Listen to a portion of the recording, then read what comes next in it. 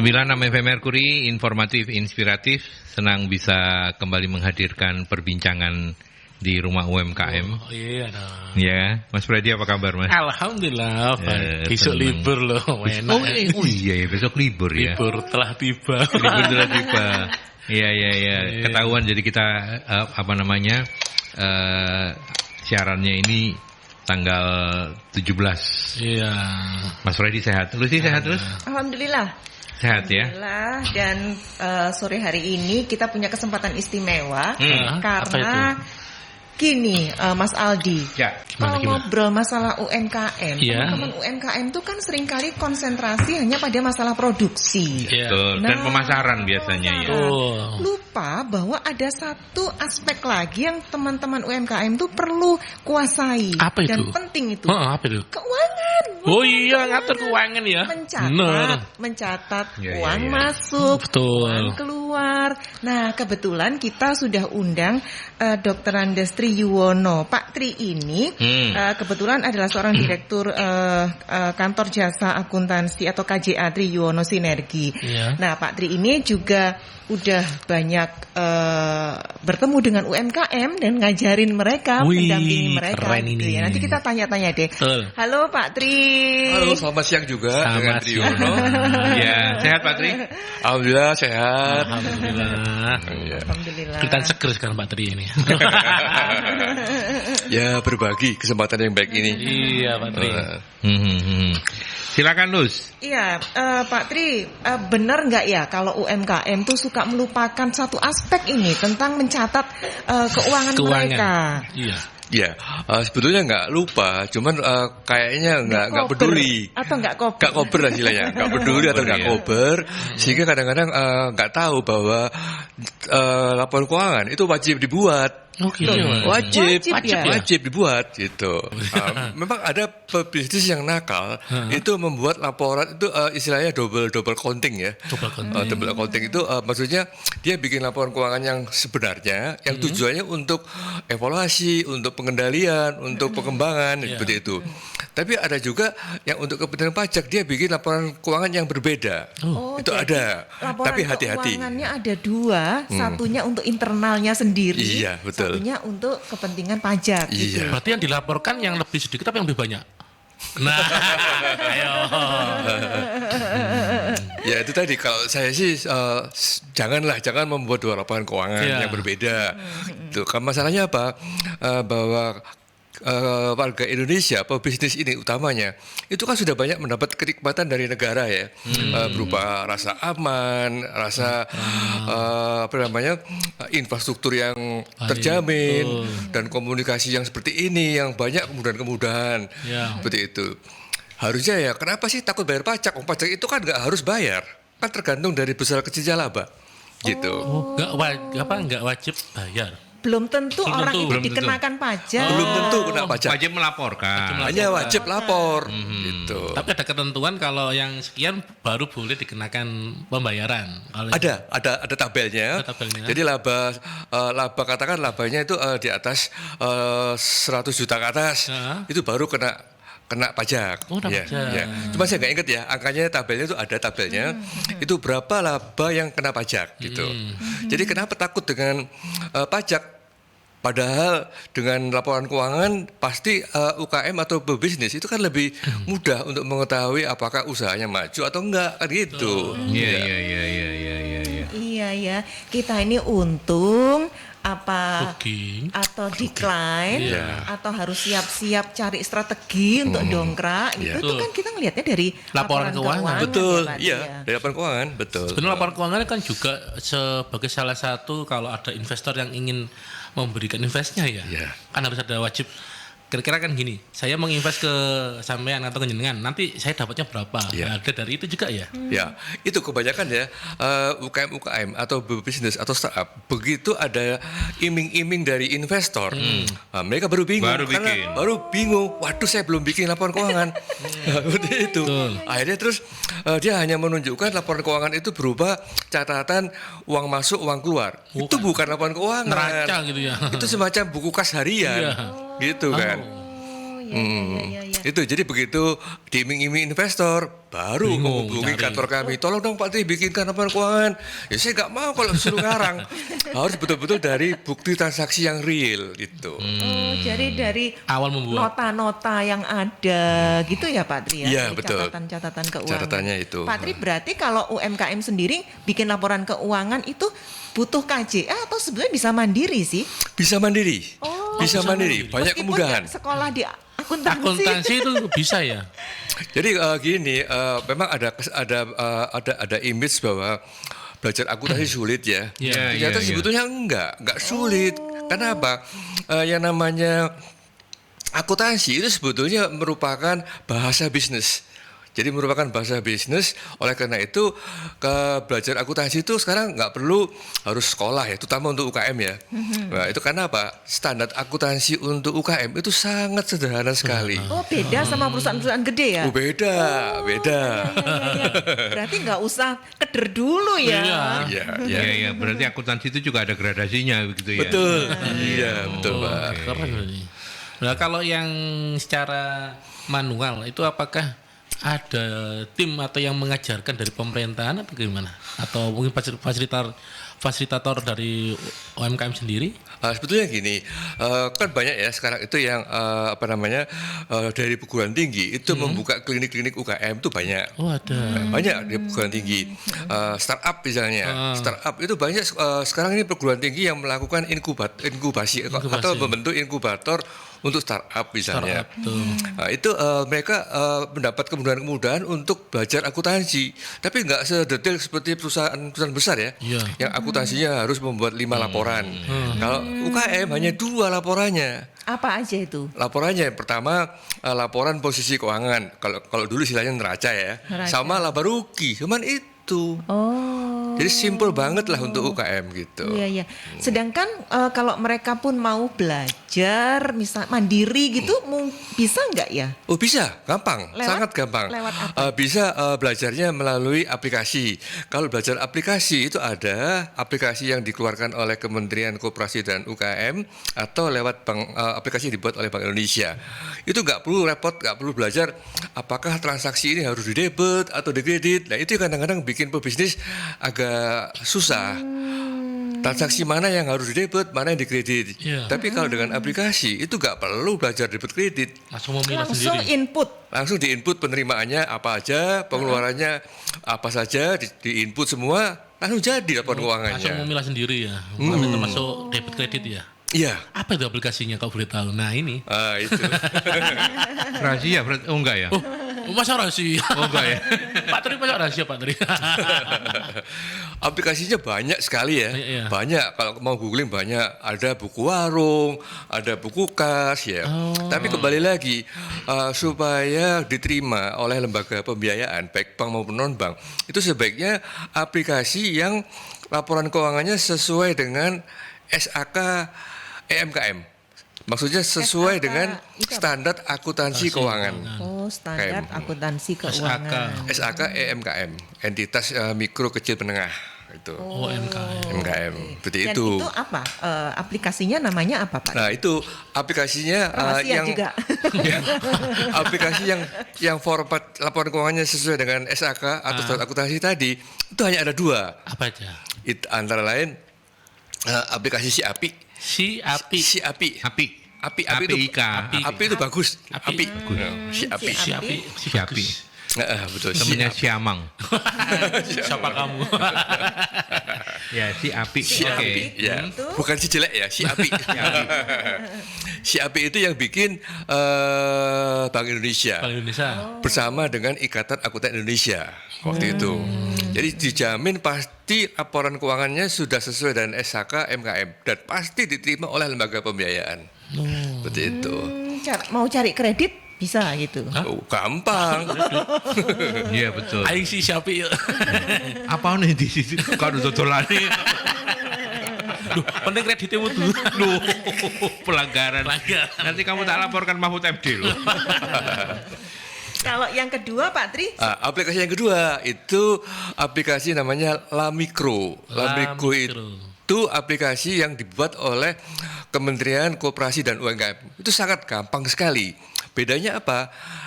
Mikro itu hanya ada 2 laporan. Kalau CAP laporannya ada 5 macam. Betul perinci berarti ya CAP-nya. Lebih komplit gitu. Ya. Jadi kan gini, ada ketentuan undang-undang UKM yang omsetnya lebih dari 4,8 M setahun itu tidak termasuk UKM. Tapi kadang-kadang ada yang lupa, keenakan jadi UKM, omsetnya lebih dari 4,8 tetap merasa dirinya tetap UKM. Diturun-turunin kalau itu ya, dikecil-kecilin ya. Oh enggak. Standarnya beda, enggak boleh pakai 2 laporan. Kalau yang 4,8 M ke atas, laporan keuangannya harus 5. Iya. Siapi tadi Pak ya. Pakai Siapi. Iya toh, kalau ndak nur Siamang, panggilkan Siamang. Nakal lagi si nakal ya. Ya, menarik juga untuk sahabat-sahabat Merkuri Anda memanfaatkan kesempatan langka ini karena kalau di luar talk show ini berbayar ya Pak ya konsultasinya ya. Gak bisa ngomong Pak Tri.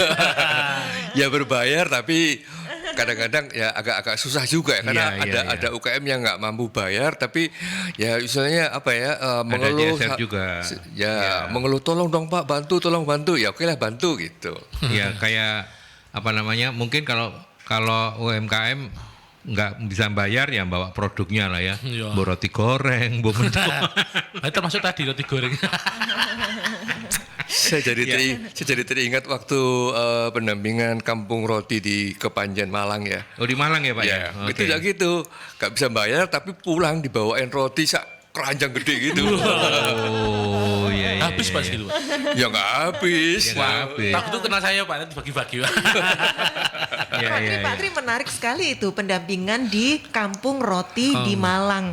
Gimana tuh ceritanya Pak Tri? Apakah mereka tiba-tiba ketemu Pak Tri nggak sengaja atau gimana? Oh gini, waktu itu Dinas Koperasi UKM Provinsi Jawa Timur itu ngadakan workshop,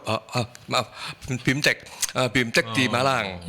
Waktu itu Dinko Koperasi Provinsi mengundang seluruh UKM yang ada di Kabupaten Malang. Kami dari KJA sebagai narasumber menyampaikan bagaimana sih caranya membuat laporan keuangan yang gampang, yang sesuai dengan standar akuntansi.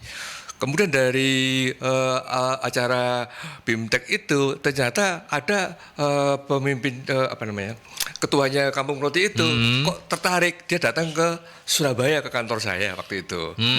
Tolong dong Pak Tri saya dibantu gini. Tapi saya nggak mampu bayar. Masa nggak mampu bayar? Ya sedikit-sedikit masa nggak bisa bayar? Gitu. Akhirnya ya sudahlah. Akhirnya nggak pakai ngitung untung atau rugi kantor saya apakah bisa dibayar atau enggak sewanya. Ya. Saya turuti maunya dia gitu. Untuk anggotanya ya Pak ya? Beliau ini datang untuk kantornya pribadi atau pertama untuk ketuanya dulu, tapi akhirnya dia mengajak anggotanya. Oh, ada berapa Pak Jan? Saya lupa tahun 2018 kalau nggak salah waktu itu ya. Sebelum Covid ya. Sebelum Covid, itu kebetulan kalau nggak salah ada sekitar 5 atau 6 lah satu kampung itu usaha roti semua. Itu 5-6 orang. Itu kenapa kok dia butuh bantuan dari kantor jasa akuntan? Ada investor yang iming-iming bikin buka outlet di kota lain di Malang, di sekitar Malang lah pokoknya. Tapi yang namanya investor tuh nggak mau asal gratis itu nggak mau kan, harus ada laporan keuangan. Bingung mereka gitu. Ya. Sama nih. Tapi sebenarnya kita tidak boleh berhenti ya, terutama para mentor ini ya, tidak boleh berhenti untuk mengedukasi teman-teman UMKM itu bahwa kalau misalnya sudah ada peluang untuk investasi masuk baru bikin laporan keuangan ya Pak Tri ya. Sejak awal seharusnya itu ya. Betul. Memang itu yang kalian yang Lucy dan Freddy temukan ketika ngajarin teman-teman UMKM. Apakah laporan keuangan ini juga menjadi sesuatu yang krusial? Literasi keuangan ini masih sangat dibutuhkan. Mereka sebetulnya sadar Mas Aldi, beberapa teman itu mereka sudah menggunakan aplikasi, cuman aplikasinya tidak berbasis SAK. Iya. Jadi semacam buku warung atau aplikasi lebih sederhana lagi yang cuman uang keluar uang masuk gitu aja. Satunya berapa? Pembukuan harian itu. Itu banyak sekali diunduh di Play Store tuh banyak. Dan itu teman-teman merasa aku cukup kok dengan ini gitu. Katanya ketika ada laporan wajib pakai yang tadi SIAPI SIAPI atau Lamikro. Atau Lamikro. Baik. Nanti kita akan kenalan lebih jauh dengan SIAPI dan Lamikro ya. Tapi sebelum itu kita ke iklan, sahabat Mercury. Sebelum ke iklan mengingatkan saja kalau mau sharing silakan 0315620096 atau juga melalui WhatsApp ya 0817300096. Kita lanjutkan kembali ya. Dan tadi kita sudah berhenti sampai di SIAPI sama apa satunya? Lamikro. Kalau Lamikro itu cuma 2 laporan. Kalau yang SIAPI itu relatif lebih. Jadi itu gradasi. Sebenarnya Pak Tri mungkin tadi sudah dijelaskan, tapi untuk membantu sahabat-sahabat Mercury yang baru bergabung, sebenarnya dengan 2 dan 5 itu perbedaannya di mana dan apa keuntungannya buat mereka yang kemudian pakai yang 5 aja karena nanti kalau pakai yang 5 itu Anda akan ini. Apa bedanya? Bedanya gini, kalau Lamikro itu kan hanya 2 laporan, laporan posisi keuangan atau dulu namanya neraca sama laba rugi. Sedangkan kalau SIAPI ada 5, itu bukan hanya laporan posisi keuangan atau neraca dan laba rugi, tambah lagi ada laporan arus kas. Kemudian ada lagi laporan perubahan ekuitas. Maksudnya perubahan ekuitas itu apabila ada perubahan struktur modal. Kemudian yang kelima adalah catatan atas laporan keuangan. Itu bedanya. Jadi lebih lengkap sehingga nanti apabila pebisnis UKM itu lebih besar, omsetnya lebih dari 4,8, tentunya bukan hanya ingin tahu angka kasnya berapa, tapi laporan kasnya itu dipakai untuk apa? Antara lain untuk aktivitas operasional, aktivitas pembiayaan, aktivitas investasi. Itu dirinci semua di dalam laporan arus kas. Dari Lamikro nggak ada, itu bedanya. Nah, tapi kalau misalnya bagi teman-teman ini kan mentoring juga pelaku-pelaku UMKM yang skalanya masih baru pengen scale up ya artinya baru UMKM menuju UKM. Yang awal-awal. Itu dengan Lamikro cukup ya Pak Tri ya? Cukup, bisa ya. Dan itu pun sudah sesuai dengan standar akuntansi keuangan atau SHK dan lembaga pembiayaan dijamin pasti menerima, termasuk pajaknya pun juga pasti menerima. Pasti menerima. Oke. Nah kalau tadi dibedakan kalau omsetnya lebih dari 4,8 M setahun itu sudah harus keluar dari UMKM. Dia harus sudah gradasinya lebih tinggi lagi. Betul. Nah kalau untuk pemilihan pemilihan Lamikro dan SIAPI ini batasnya apa Pak Tri? Apakah misalnya yang baru mulai pun pakai SIAPI boleh atau enggak kalau sudah omsetmu sekian harus SIAPI, enggak boleh pakai Lamikro? Itu gimana aturannya Pak Tri? Memang sudah diatur di dalam dalam undang-undang UKM tadi ya, bahwa yang 4,8 itu termasuk UKM. Sedangkan kalau di atas itu 4,8 bukan kategori UMKM lagi ya. Kemudian sebagai lembaga pembiayaan tahu semua bahwa laporan keuangan yang sesuai dengan standar akuntansi yang seharusnya itu seperti apa. Jadi lembaga pembiayaan baik bank maupun non bank itu pasti melihat omsetnya berapa. Dari situ kan kelihatan 4,8 M lebih, berarti harus buat 5 laporan, seperti itu. Jadi nggak bisa misalnya. 5 laporan itu untuk yang sudah bukan yang non UMKM ya? Iya. Tapi yang misalnya dari awal ya, misalnya kayak ada pebisnis yang ingin usahanya itu berkembang sampai ekspor, bahkan kalau bisa nanti buka cabang kemana-mana. Diawali saya lebih cocok daripada bolak-balik ganti lebih baik SIAPI aja. Ada yang gitu. Langsung dari awal udah pakai SIAPI. Karena dia yakin bahwa usahanya itu akan berkembang, ekspor, bahkan sampai bisa buka cabang di mana-mana. Tergantung sekarang inovasinya dia seperti apa, bisnisnya itu. Iya. Mas Freddy, muridmu sekarang kan ada 6 ya? Yang mana? Yang terakhir ya? Iya. Yang sudah bikin laporan keuangan yang mana? Belum, baru kemarin belajar. Niko belum? Wah, apalagi itu. Rama. Kalau Rama sudah, kemarin coba Rama belajar. Sudah. Terus apa lagi Mbak Marsha? Marsha sudah ya kemarin Bu. Marsha sudah ya. Mirza. Kemarin habis belajar sama Pak Tri langsung praktek kemarin. Banyak bertanya, kecuali si Niko diem. Si Niko yang batik ya? Iya. Loh, tapi kok saya lihat di laptopnya Niko itu peduli banget dan dia ngikuti. Betul. Malah dia lebih tertarik, saya tanya pakai apa? Saya lebih banyak SIAPI, dia bilang gitu. Iya. Kan dia punya cabang di mana-mana dan mungkin nanti katanya saya iming-iming nggak kepingin ekspor ke Singapura, ya ingin lah sampai ke Bangkok kalau bisa gitu. Rencanya gitu. Jangan-jangan si Niko itu mah bukan UMKM lagi ya? Oh, IKM. Iya, sudah IKM ya. IKM itu apa? Industri kecil menengah. Itu yang omsetnya Lebih sudah besar. di atas 4,8 M setahun ya. Belum tentu IKM juga bisa mungkin kurang dari 4,8. Ada kan IKM yang 2,5. Itu ya sudah dihitung non UKM. Oke. Iya. Oh, berarti teman-teman di batch 6-nya Barto and Friends juga baru kemarin ketemu sama Pak Tri ya? Betul. Dihajar sama Pak Tri ya? Wah, wes. bukan dihajar, diajar. Diajar, lu nggak pakai hajar ya? Belajar sambil minum jamu sama puding. Paling kamu yang minumnya, anak-anak yang belajar, Fred. Bu Ana, selamat bertemu kembali di Rumah UMKM. Bu Ana menanyakan begini, sebenarnya sadar harus buat laporan keuangan, tapi bagaimana kalau kondisinya berputar untuk kebutuhan keluarga? Apa yang paling sederhana bisa dilakukan? Ini kan klasiknya ya. Betul. Teman-teman yang baru mulai. Keuangan masih bercampur antara bisnis dengan rumah tangga. Mungkin maksudnya mungkin itu ya. Ya, startingnya seperti apa? Starting pointnya seperti apa kalau masalahnya kayak Bu Ana, Pak Tri?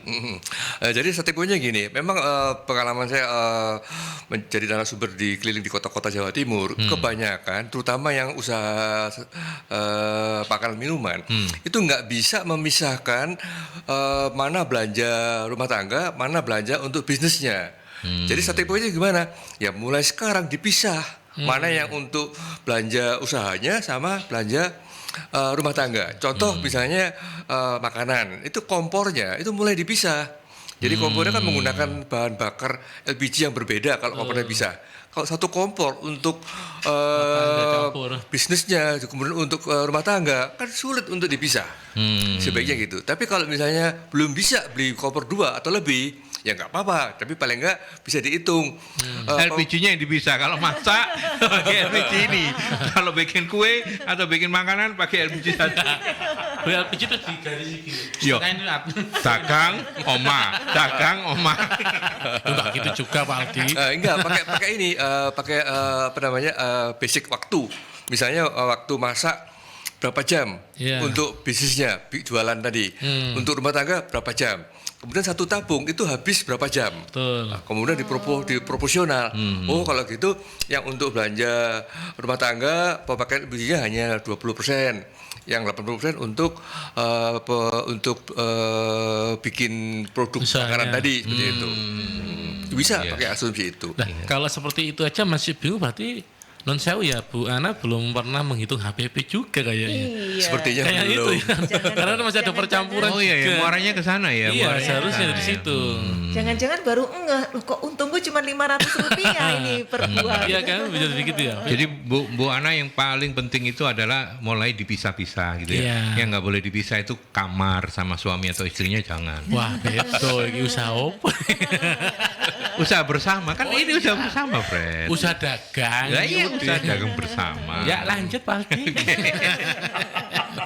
Bu Ana, mudah-mudahan ini sepertinya sesuatu yang normatif, sesuatu yang ngono ya ada dibahas gitu ya, dihitung. Padahal sebenarnya mulai dari yang kecil ini kalau kita terbiasa disiplin, ngerti ya Pak Tri ya? Betul. Nanti kalau sudah gede pun lebih gampang ya Pak Tri ya. Tapi harus mulai dari yang kecil dulu kan? Iya, makanya kalau tidak dibiasakan dari yang kecil nanti kalau udah gede gelagapan. Bingung, ya. Itunya disiplin keuangan ya Pak Tri ya. Betul.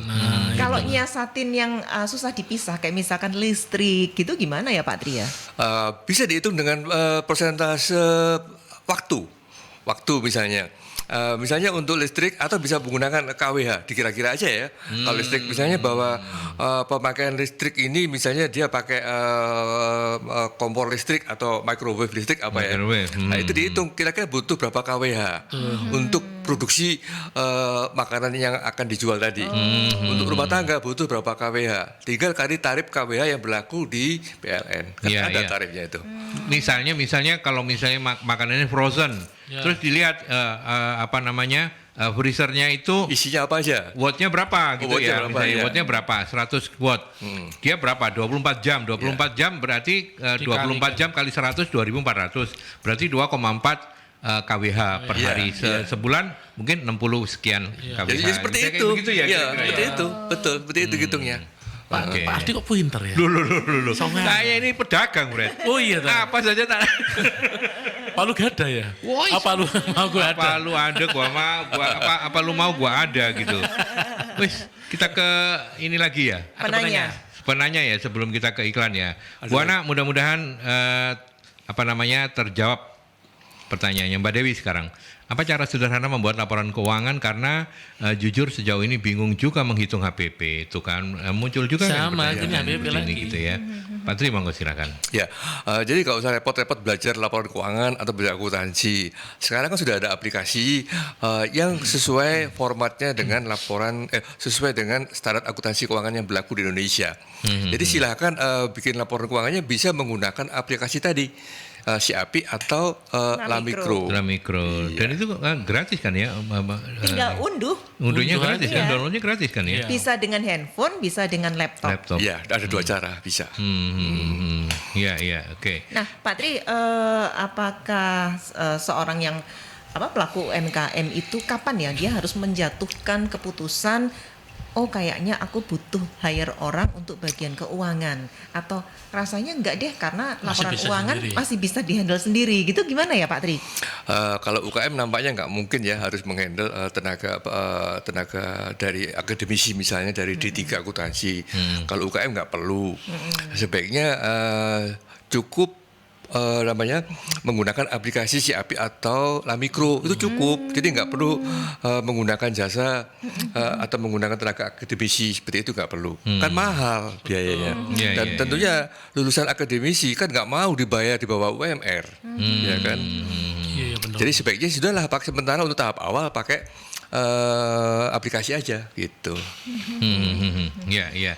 Saya balik lagi ke teman-teman berdua yang ada di lapangan. Sejauh ini soal literasi keuangan, teman-teman UMKM sendiri, apakah makin hari so far so good atau fakta Anda menemukan bahwa memang banyak? Nanti kan muaranya ke HPP tuh. Kalau HPP-nya nggak oke, berarti dia bisa dipastikan besar dia nggak punya laporan keuangan gitu ya. Gimana Fred kalau dari kamu dulu? Kalau dari pengalaman saya dari batch yang pertama sampai sekarang itu, ketika kita belajar mengenai HPP, mereka ini malah lebih tahu harganya, meskipun dengan berat hati harus menaikkan harga. Karena sudah tahu kan harganya. Oh ternyata sekian ini aku hanya dapat untung ini. Karena ya tadi Pak Tri, kebanyakan dari UMKM itu belum menghitung jasanya dia sendiri, memberi gaji, sehingga habisnya di pembelian apa untuk bahan pokoknya aja. Nah dengan ini makanya mereka akan menaikkan harganya. Nah saat ini mereka itu juga akan bertarung dengan pemain yang sama yang sudah tahu harganya. Nah tapi alhamdulillah sampai saat ini mereka juga merasa senang karena sudah ada harganya untuk mereka.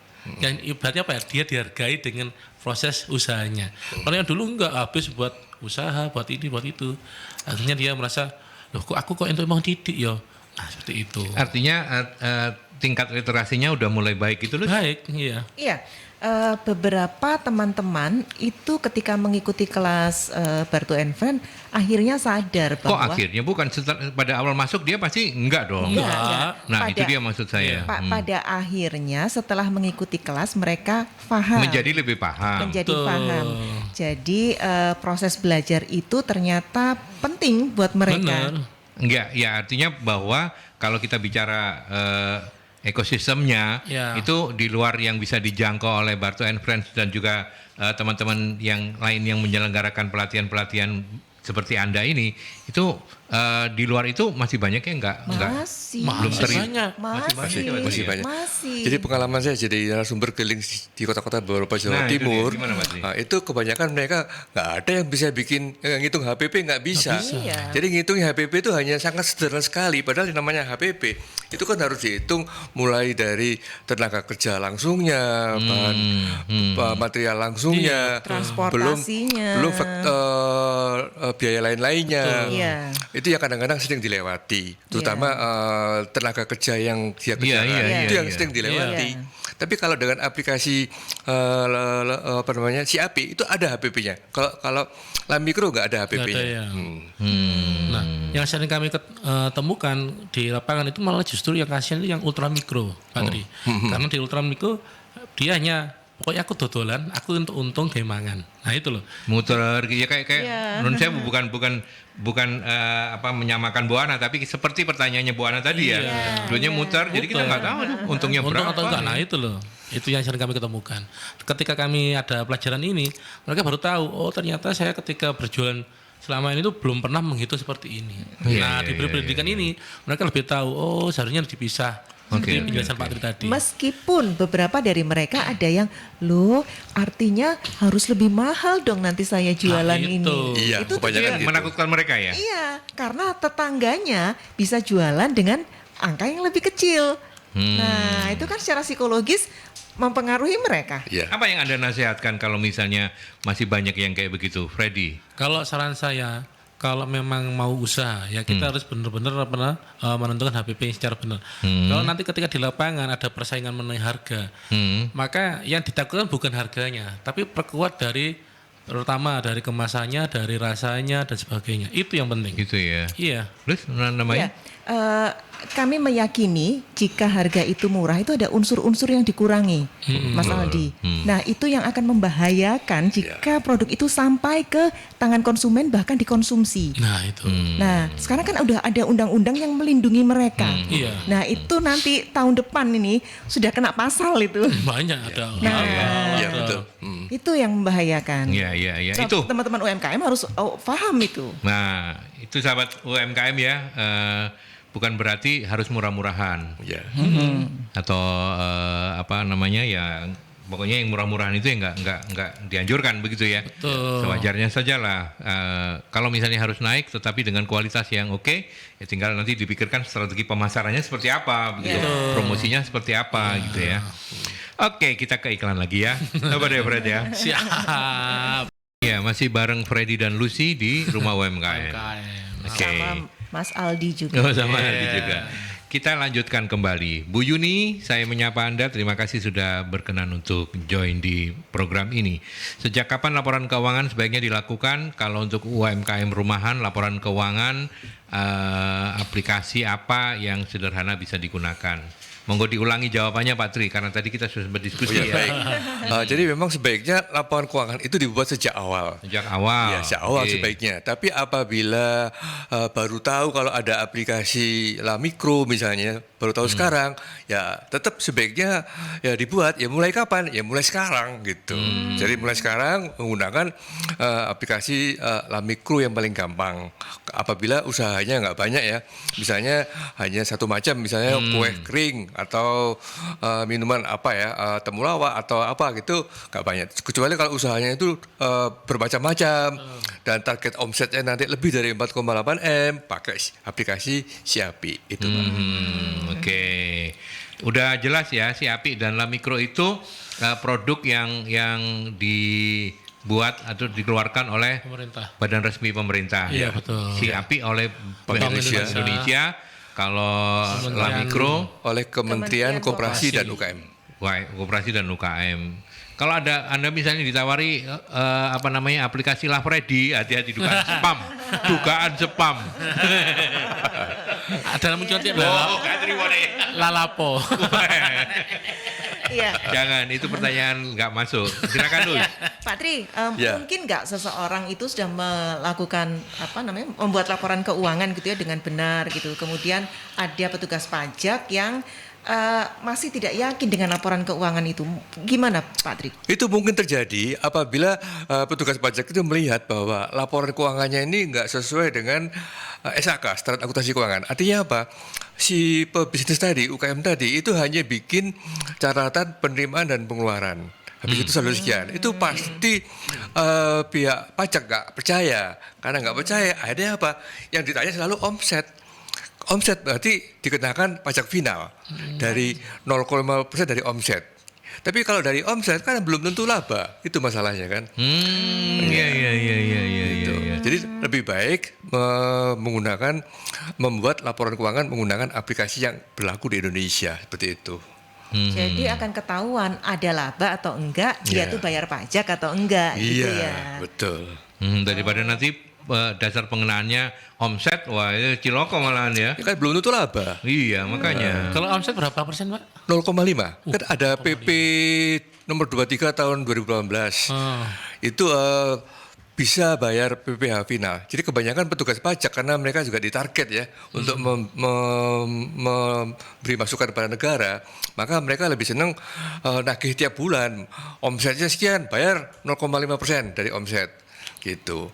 0,5 besar ya? Lumayan Sebulan. besar. Kan besar 0,5% dari omset. Gitu. Tapi rupanya pebisnis nggak tahu bahwa hitungan dari omset kan belum tentu laba. Betul. Seperti itu. Makanya lebih baik bikin laporan keuangan sesuai dengan standar. Pasti petugas pajak nanti akan menerima dan nggak mungkin nggak percaya. Pasti sangat percaya apabila laporan keuangan itu dengan aplikasi yang formatnya sesuai dengan standar akuntansi keuangan. Seperti itu. Kalau misalnya petugas pajaknya membantu membuatkan laporan keuangan, boleh nggak Pak Tri? Ya boleh aja. Boleh, tapi nggak mau kalau mau dah. Tapi namanya orang pajak karena ditarget, pasti labanya dibesar-besarkan. Iya kan, supaya dia tercapai targetnya. Kok targetnya tercapai, apa dampaknya? Petugas pajak kan naik apa ya? Naik golongan, naik pangkat mungkin ya. Seperti itu, gitu. Loh, kalau dinaikkan berarti kan nggak sesuai dengan yang terjadi di lapangan ya. Nggak bisa mengetahui keuntungan kita sendiri. Di make up gitu ya. Ya semacam itulah. Di markup. Di markup. Iya. Tapi ini apa ya? Bukan berarti semua petugas pajak seperti itu, belum tentu ya. Iya. Belum tentu. Cuman sebenarnya kalau yang paling sederhana itu sahabat-sahabat UMKM, sepanjang Anda mengikuti apa yang ada di aplikasi LaMikro yang lebih sederhana dengan 2 laporan saja atau Siapi, itu sudah pasti sesuai dengan standar ya Pak Tri ya? Pasti sesuai dan orang pajak pasti terima. Dan itu mudah nggak untuk diisi oleh kami ini yang katakanlah masih awam dengan literasi keuangan untuk mengisi kayak gitu, mudah nggak Pak? Mudah sekali, mudah sekali dan ya. ada tutorialnya. Ada tutorial. Ada tutorialnya. Yang disiapkan apa Pak untuk mengisi tadi aplikasi tadi? Kutir. Kan sebelum ngisi ya. Kutir. Wah pancet. KTP. Yang penting identitas usahanya. Ya. Itu jelas. NIB. Misalnya ada nggak izin usahanya? Izin usaha. Kadang-kadang kelemahan dari UKM ini kan nggak punya izin usaha. Tapi sekarang gampang kan ada OSS. Iya betul. Silakan isi OSS. Pasti nanti akan keluar NIB. NIB. Nomor induk berusaha. Kalau sudah ada NIB, semua data NIB masukkan dalam aplikasi tadi, gitu. Pasti gampang. Setelah itu tinggal mencatat apa yang diperlukan. Yang penting ada catatan hariannya. Misalnya penerimaan dari mana, itu semua diinput ke aplikasi. Pengeluaran ada catatan. Jangan apa ya? Jangan mengada-ada lah atau mengarang itu jangan. Sebaiknya sosialisasi berdasarkan catatan. Terutama ibu-ibu itu kan paling rajin mencatat ya. Belanja bawang apa itu pasti dicatat semua yang kecil-kecil. Nah, itu dimasukkan dalam aplikasi gitu. Ibu lu rajin mencatat. Kesalahan bapaknya 20 tahun yang lalu ingat. Kutir banget. Ya. Pak Tri, dengan jam terbang, dengan pengalaman yang sudah sedemikian rupa, kalau bicara hari ini secara jujur dan tidak ditutup-tutupi, apakah memang teman-teman di level UMKM ini sudah lebih banyak yang punya laporan keuangan atau masih banyak yang belum? Masih banyak yang belum membuat laporan keuangan. Masih banyak, apalagi laporan keuangan yang sesuai dengan standar akuntansi keuangan yang berlaku di Indonesia. Masih banyak. Tugasnya Freddy sama Lucy masih berat ya? Oh masih berat, saya juga masih berat sama ini. Iya. Itu memang bisa dilihat dari bobotnya Mas. Iya, turun berat badannya nih. Iya. Tambah gede Pak. Soalnya memang masih banyak yang belum bikin laporan toh. Oh berat kan. Jadi ngukurnya itu dari Freddy. Kalau Freddy bobotnya bertambah, berarti masih banyak yang belum ini. Memang benar ya. Memang itu yang salah satu yang. Iya, jadi PR-nya kami juga kepada UMKM. Jadi nggak hanya sekedar kita memberitahu bagaimana menjadi pengusaha yang bagus, tapi juga harus memperhatikan keuangan juga sekarang. Ya, oke. Ada lagi Lus masih? Iya, kami sih bersyukur Mas Aldi bahwa semakin banyak sahabat-sahabat yang mensupport gerakan kita gitu ya, untuk bersama-sama membuat teman-teman sahabat UMKM itu aware pada masalah-masalah penting seperti membuat laporan keuangan ini. Kalau laporan keuangan ini dianggap nggak penting, itu kan sama seperti ketika dia menerima uang kemudian besok habis. Kan harusnya dia menyimpan, kemudian mencatat pembelanjaan untuk pribadi ya, biasanya kan begitu nih. Jadi sama seperti itu, sehingga uangnya ini nanti tidak akan jelas kemana. Kemudian dia tidak tahu harus investasi lagi, atau misalnya kompornya rusak, ngebros gitu ya, harus beli kompor baru, itu dia dari mana? Kecuali kalau dia punya laporan keuangan, dia bisa nyimpan. Gitu. Iya. Oke, Pak Tri, dari apa yang disampaikan oleh teman-teman di lapangan ini kan terlihat bahwa ternyata literasi keuangan itu masih menjadi sesuatu yang sangat dibutuhkan ya. Betul sekali. Bukan hanya oleh teman-teman UMKM, tapi secara umum seluruh dari kita. Gitu ya. Pak Tri juga ada di Ikatan Akuntan Indonesia. IAI ya. IAI. Nah, apakah ada program-program IAI yang mumpung kita lagi ada di sini yang kemudian dalam bentuk CSR atau apa yang bisa dimanfaatkan oleh teman-teman UMKM yang memang mungkin belum bisa membayar secara sesuai dengan tarifnya akuntan gitu ya. Apakah memang ada program-program itu atau IAI terbuka kalau misalnya ada kelompok-kelompok atau komunitas-komunitas UMKM yang ingin sharing-sharing seperti apa Pak? Ada. Kebetulan saya pernah jadi pengurus Ikatan Akuntan Indonesia wilayah Jawa Timur, tapi sekarang sudah enggak. Saya sekarang pindah ke pusat, tapi saya nggak banyak berurusan dengan program-program daerah. Saya lebih banyak ke membuat kode etik untuk akuntan Indonesia di pusat. Tapi setahu saya di IAI wilayah Jawa Timur yang kantornya ada namanya Geraha Akuntan yang ada di Krukah, Ngagel, itu sampai saya ini punya program yang dibantu oleh KJA juga, Kantor Jasa Akuntan, untuk membantu UKM-UKM yang membutuhkan pendampingan. Itu ada di sana. Gratis ya Pak Tri ya?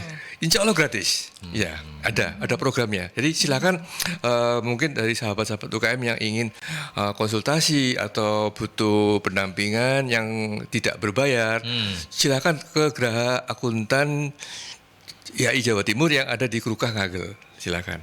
Krukah ya, googling aja alamat lengkapnya begitu ya. Ada. Krukah. Nanti kalau enggak ya minta tolong Freddy dianterin. Tahu nggak? Pokoknya kasih kutir pokoknya. Hashtag kutir. Tombol panas. Ya, oke. Baik. Masih adakah Lucy yang mau ditanyain ke Pak Tri mumpung ini pakarnya yang ngomong daripada Freddy yang ngomong? Kalau saya yang ngomong. Nggak soal laporan keuangan loh Freddy. Ya Pak Tri, kalau belajar dari pengalaman-pengalaman selama pendampingan itu yang paling mengesankan tuh ada nggak Pak Tri? Ya, ada yang paling mengesankan. Ini yang sangat dikeluhkan oleh lembaga pembiayaan. Kebanyakan UKM ini rekening banknya itu nggak dipisah antara jadi satu ya. Ya, rekening untuk pribadi maupun untuk usahanya itu nggak dipisah. Ini yang kadang-kadang akhirnya saya sebagai kantor jasa akuntan ini terpaksa harus meyakinkan bahwa laporan keuangan dengan rekening bank yang jadi satu itu ada catatan yang jelas sekali, dan mana yang untuk transaksi pribadi, mana yang transaksi untuk bisnisnya UKM. Tapi kembali lagi kami tetap menyarankan sebaiknya dipisah rekening bank untuk pribadi maupun untuk usaha. Untuk apa? Untuk memudahkan pertama untuk pengendalian itu lebih gampang.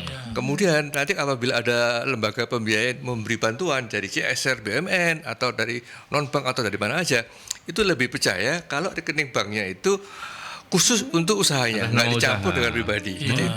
Itu yang kesan saya seperti itu. Itu malah meningkatkan kredibilitasnya ya. Betul sekali. Ya, oke. Baik. Terima kasih. Ini kita banyak menerima masukan dari pakarnya langsung ya. Dan sahabat-sahabat UMKM mungkin memang banyak yang masih menjadi hal baru untuk Anda butuh pendalaman, butuh nggak apa-apa, nggak masalah. Tapi yang pasti hari ini kita belajar bahwa laporan keuangan untuk UMKM itu sebuah keniscayaan yang sangat penting. Pak Tri sebagai closing statement dalam satu kalimat, monggo disampaikan sekali lagi sebagai sebuah inspirasi pentingnya laporan keuangan untuk UMKM. Ya, jadi gini, untuk merasa bahwa laporan keuangan itu penting, itu kita harus punya mindset yang sama bahwa akuntansi itu adalah bahasa bisnis. Akuntansi bahasa bisnis. Melalui akuntansi maka akan lebih mudah untuk membuat laporan keuangan. Apalagi sekarang ada aplikasi. Itu aja. Oke, baik. Terima kasih banyak. Mas Freddy, apa closing statementnya hari ini? Gudir mana loh? Mari gudirin teh. Iya, laporan keuangan itu adalah sebagai tolak ukur kesuksesan dari usaha kita. Ya. Itu bagi saya. Oke, terus? Ya, teman-teman jangan khawatir, jangan merasa gaptek karena sebetulnya aplikasi yang dibikin itu sudah sangat mudah, user friendly. Cuman kita aja yang belum pernah mencoba. Jadi dicoba dulu, nanti akan merasakan kemudahannya. Saran saya begitu. Ya. Oke, baik. Itu pesan-pesan yang bisa kita sarikan dari pertemuan kita hari ini. Terima kasih sekali lagi Dr. Andes Tri Yuwono, AK, MAK, CA, ASEAN, DPA, banyak pokoknya. Terima kasih Pak Tri. Sami-sami. Dari Kantor Jasa Akuntan Tri Yuwono Sinergi. Ya, baik Pak Tri, matur nuwun. Freddy, thank you ya Fred. Sama-sama Pak Aldi. Mari kita nikmati gudirnya bareng-bareng setelah ini. Lucy juga terima kasih banyak ya Lucy. Oke, baik, dan sahabat Mercury terima kasih sudah mengikuti perbincangan di Rumah UMKM. Kita ketemu dalam Rumah UMKM selanjutnya.